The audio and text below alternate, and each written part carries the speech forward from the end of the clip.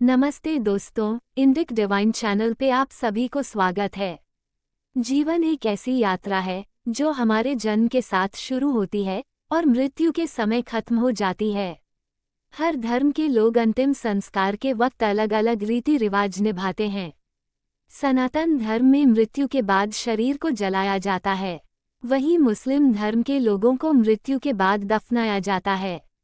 मुस्लिम धर्म में उनके धार्मिक शख्सियत के शव को सीधा लिटाकर दफनाया जाता है। ईसाई तौर-तरीकों में भी पादरी, बिशप और अन्य धार्मिक लोगों के शव का जुलूस निकालकर उन्हें दफनाया जाता है। पारसियों में धार्मिक गुरुओं को उनके धर्म की परिपाटी की तरह एक खास छत पर खुला छोड़ दिया जाता है, जहां गिद्ध और चील उन्हें खाते हैं। दोस्तों, आप में से ज्यादातर लोगों को शायद ये पता होगा कि सनातन धर्म में साधु संत और सन्यासियों को भी मृत्यु के बाद दफनाया जाता है, जिसे भू समाधि कहते हैं। आखिर साधु संत और सन्यासियों को क्यों दिया जाता है भू समाधि? बहुत से लोग साधु संतों के अंतिम संस्कार से जुड़ी इस जानकारी के बारे में नहीं जानते हैं। तो चलिए आज की इस वीडियो में हम आपको इस विषय के बारे में खास जानकारी देते हैं। दोस्तों, संत परंपरा में अंतिम संस्कार उनके संप्रदाय के अनुसार ही तय होता है। वैष्णव संतों को ज्यादातर अग्नि संस्कार दिया जाता है, लेकिन सन्यासी परंपरा के संतों के लिए 3 संस्कार बताए गए हैं। वैष्णव, स्मार्त और कई अन्य बड़े संप्रदाय के संतों का अग्नि संस्कार भी होता है। इन 3 अंतिम संस्कारों में वैदिक तरीके से दाह संस्कार तो है ही, इसके अलावा जल समाधि और भू समाधि भी है।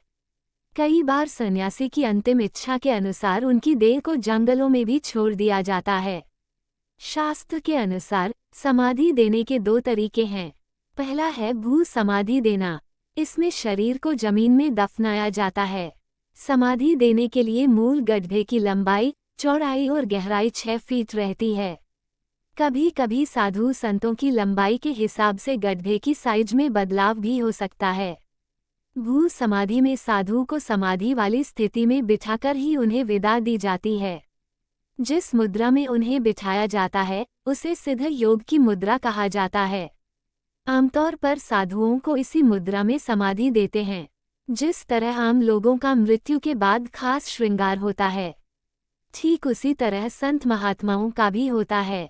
साधु संत को उनकी पसंद के कपड़े पहनाए जाते हैं, चंदन का तिलक लगाया जाता है, पूरे शरीर पर भस्म लगाई जाती है। उनके कमंडल और दंड भी साथ रखे जाते हैं।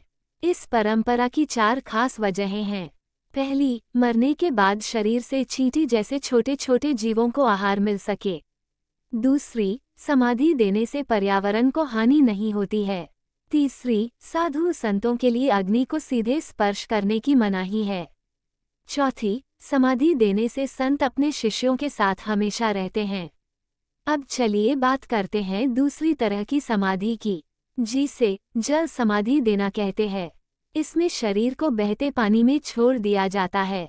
रामायण, महाभारत और अन्य सनातन पौराणिक ग्रंथों में भारतीय संतों को जल समाधि देने का ही जिक्र आता है। प्राचीन काल में ऋषि और मुनि जल समाधि ले लेते थे। कई ऋषि तो हमेशा के लिए जल समाधि ले लेते थे, तो कई ऋषि कुछ दिन या माह के लिए जल में तपस्या करने के लिए समाधि लगाकर बैठ जाते थे। भगवान श्रीराम ने सभी कार्यों से मुक्त होने के बाद हमेशा के लिए सरयू के जल में समाधि ले ली थी। लेकिन वर्तमान काल में देखा गया है, इससे जल प्रदूषण होता था, इसलिए अब जल प्रदूषण की वजह से जल समाधि न देकर भू समाधि दी जाती है। दोस्तों, समाधि एक बहुत ही पवित्र और आध्यात्मिक शब्द है।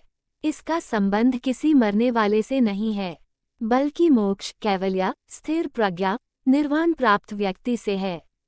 शिवजी हमेशा समाधि में लीन रहते हैं, अतः इस शब्द का संबंध किसी मरने वाले के क्रियाकर्म के तरीके से नहीं है। साधु को समाधि इसलिए भी दी जाती है क्योंकि ध्यान और साधना से उनका शरीर एक विशेष ऊर्जा और ओरा लिए हुए होता है। इसलिए उनकी शारीरिक ऊर्जा को प्राकृतिक रूप से विसरित होने दिया जाता है, और इस कारण सनातन साधु संत को समाधि देते हैं। आज की जानकारी यही तक।